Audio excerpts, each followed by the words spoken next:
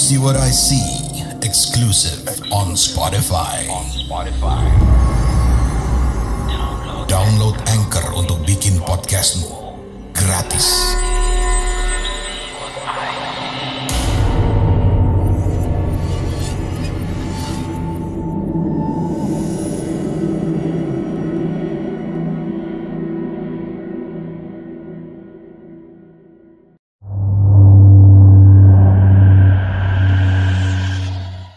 Halo, salam kenal untuk semua warga desa Sukawedi. Pekerjaan saya itu salah satunya adalah sebagai penyiar radio tugas di malam hari. Malam hari itu sendirian, paling-paling temannya itu hanya petugas keamanan yang jaga di luar. Kadang-kadang juga kalau lagi kumat-kumatan, ada 1 atau 2 orang teman yang mau nemenin.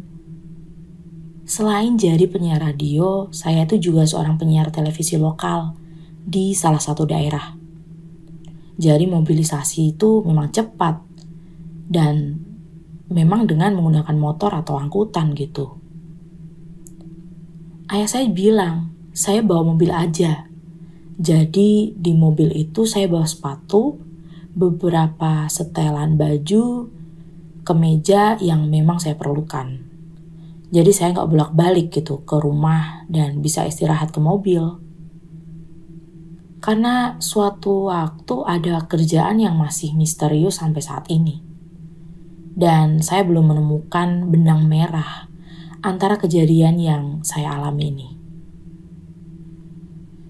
Pernah di suatu malam ketika ayah saya itu meminjamkan mobilnya, saya nerima aja. Saya nggak ada yang tanya ini itu tentang mobil ini gitu. Dan mobil ini memang sudah cukup lama ada di rumah saya. Mobilnya ini ayah beli dari temannya yang butuh uang. Mobil itu saya pakai pertama kalinya saya bawa untuk siaran malam. Ketika saya mulai siaran pertama kali itu ada yang aneh. Tiba-tiba aja tercium aroma busuk banget. Semacam bau bangkai gitu. Saya pikir sepatu saya. Karena memang habis hujan mungkin aja bau atau menginjak kotoran kucing gitu. Tapi ketika saya periksa lagi, tempat saya bersih dan sepatu saya juga nggak bau. Nggak ada apa-apa. Saya tanyakan salah seorang teman saya namanya Mbak Gracia yang waktu itu juga siaran malam. Mbak nyium bau sesuatu gitu gak sih? Iya, bau bangkai, tapi setelah itu dia menunjukkan bulu-bulu di tangannya yang berdiri. Tanda ia sedang merinding. Lalu itu seketika berlalu gitu aja. Dan radio tempat saya siaran itu kan memang radio yang tua ya. Udah ada dari zaman dulu banget. Bangunannya pun masih bangunan yang lama. Tapi memang direnovasi sedikit demi sedikit saja. Dengan tidak meninggalkan dan mengubah bentuk lamanya. Jadi kesan kolonialnya tuh masih ada gitu. Ditambah lagi sekitar radio itu tuh masih banyak pohon-pohon yang besar, yang rindang. Jadi walaupun siang terkesan agak gelap. Karena gak tenang dengan bau bangkai yang semakin menusuk. Saya yang penasaran coba menghubungi petugas keamanan. Coba deh kamu periksa di sekitar mobil saya. Apakah mungkin mobil saya tuh gak sengaja menabrak hewan atau gimana? Dan anehnya, petugas keamanan bilang, katanya memang di sekitar mobil saya tuh sering bau bangkai gitu. Nah, pada saat itu juga langsung heboh. Dan singkat cerita, waktu itu selepas siaran, saya keluar, terus digantikan sama Mbak Gracia. Mbak Gracia ini ditemani suaminya waktu dia siaran.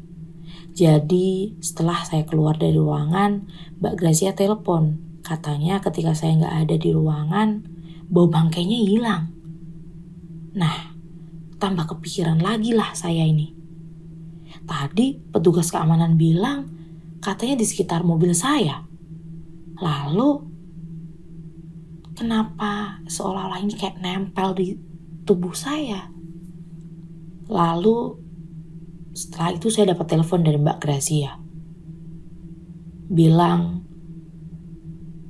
Setelah saya keluar tepat dari ruangan itu, bau bangkainya seketika hilang dan spontan saya jadi makin penasaran dan bertanya-tanya ada apa sebenarnya.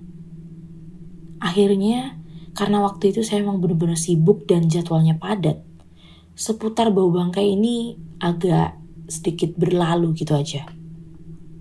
Saya masih tetap menggunakan mobil itu, walaupun saya sudah periksa berulang kali, gak ada sesuatu apapun yang ada di mobil ini, di sekitar ban, ataupun di bagian bawah mobil. Jadi saya bertanya-tanya, bau bangkai dari mana sih ini? Saya tetap bekerja selama beberapa hari. Saya waktu itu sedang siaran pagi di televisi lokal. Saat saya sedang siap-siap dan beberapa lagi mulai live, dan beberapa menit lagi mulai live, rekan sesama penyiar yang ada di sebelah saya saat itu mengendus-ngendus hidungnya, membuat saya merasa gak nyaman gitu. Saya tanya, namanya Regina, kenapa kamu Gina? Terus dia bilang, kok bau banget katanya. Padahal bentar lagi udah mulai live tuh. Tapi Regina malah bilang saya bau, apalagi berulang kali kan. Dia nyebut katanya kamu bau bangkai. Pun dengan rekan-rekan lainnya, termasuk kameramen dan kru lain. Saya benar-benar gak fokus pagi itu dan selesai itu saya langsung mandi. Saya ganti setelan, pakai minyak wangi yang banyak, terus pakai deodoran. Bahkan saya sampai sikat gigi. Terus saya tanya lagi ke teman-teman, gimana, saya masih bau gak? Teman-teman lalu masih menutup hidung. Saya bingung banget waktu itu. Jadi karena gak menemukan apa yang menjadi penyebabnya, saya telepon bapak. Saya ceritakan sedetail mungkin. Terus bapak tanya, kamu nabrak sesuatu gak? Ya mungkin kamu nabrak anjing atau kucing atau hewan lainnya, tanya bapak. Terus saya bilang sama bapak, saya sudah periksa pak, gak ada di ban. Bersih, apalagi di bagian bawah. Itu semuanya bersih pak. Saya gak pernah merasa menabrak sesuatu. Ketika weekend dan pekerjaan gak begitu padat, saya putuskan untuk kembali ke rumah. Perjalanan dari stasiun televisi ke rumah itu memakan waktu sampai 3 jam. Malam itu saya sendirian bawa mobil. Dari kaca spion ketika nggak ada lagi kendaraan yang bersisian, saya menangkap sesuatu di bangku paling tengah. Jadi waktu itu saya pakai mobil, ya sebut aja namanya Escudo ya, merek Escudo, warna merah. Dan di tengah-tengah itu kayak ada sebuah siluet, entah seseorang atau sesuatu, tapi bukan berwujud manusia. Saya nggak tahu sebutan pastinya itu apa ya, atau memang itu makhluk atau sesuatu, tapi dia bukan yang berwujud kayak orang gitu. Jadi seperti setengah tubuh manusia yang nampak berlubang, seperti buah naga yang memiliki bintik-bintik hitam dan berwarna kemerahan gitu. Saya sampai bingung mau jelasin ini sebenarnya.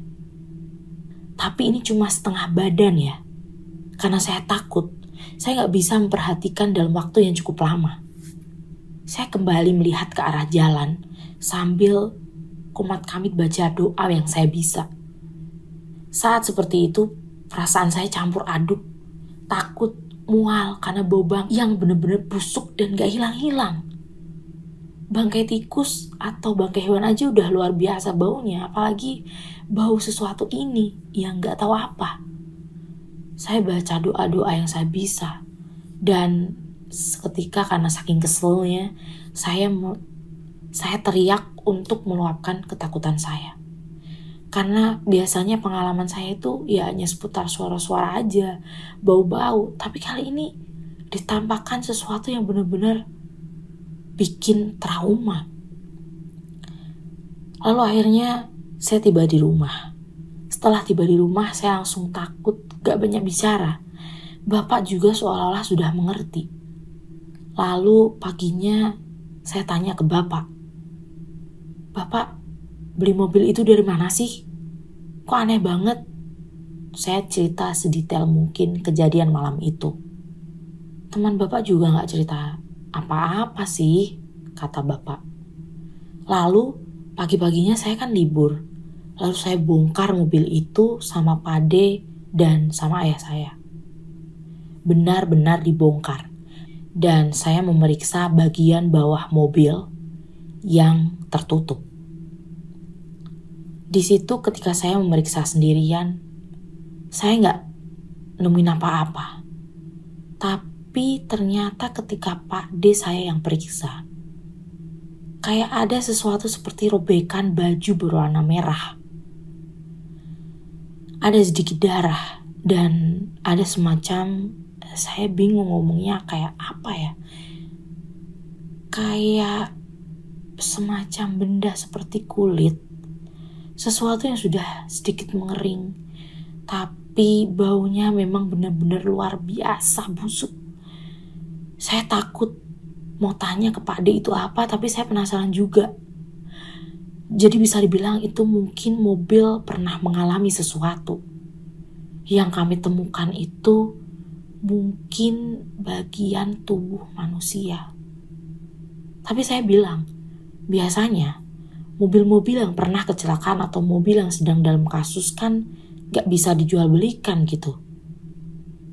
Jadi karena memang benda itu sudah ditemukan, akhirnya ditanam sama Pak D. Dan saya gak pakai mobil itu lagi. Bapak berusaha untuk jual, tapi sampai sekarang mobil itu gak pernah laku. Saya juga gak tahu kenapa alasannya. Ya paling sekali waktu ponakan-ponakan saya itu pinjam buat keperluan mereka. Tapi gak ada yang mengalami pengalaman yang sama seperti saya. Di situ saya merasa aneh. Kadang-kadang sepupu saya itu mengembalikan mobil dalam keadaan bersih dengan bensin yang sudah diisi full. Lalu saya penasaran dan tanya-tanya, "Kalian punya pengalaman apa selama meminjam mobil ini?" Sepupu saya gak cerita apapun. Mereka bilang katanya alhamdulillah baik-baik aja. Dan gak ada yang aneh. Mungkin gak sih mereka itu cuma nutupin aja. Tahu, gak mau menambah beban pikiran saya dan bapak gitu. Atau mungkin aja mereka gak memiliki pengalaman apa-apa. Lalu kenapa saya yang diteror seperti itu? Apa yang bisa saya kasih? Ada gak teman-teman yang bisa kasih saya penjelasan di sini? Terima kasih. Mungkin itu aja. Kapan-kapan saya akan cerita pengalaman lainnya ketika saya siaran ya. Terima kasih. Sukses selalu.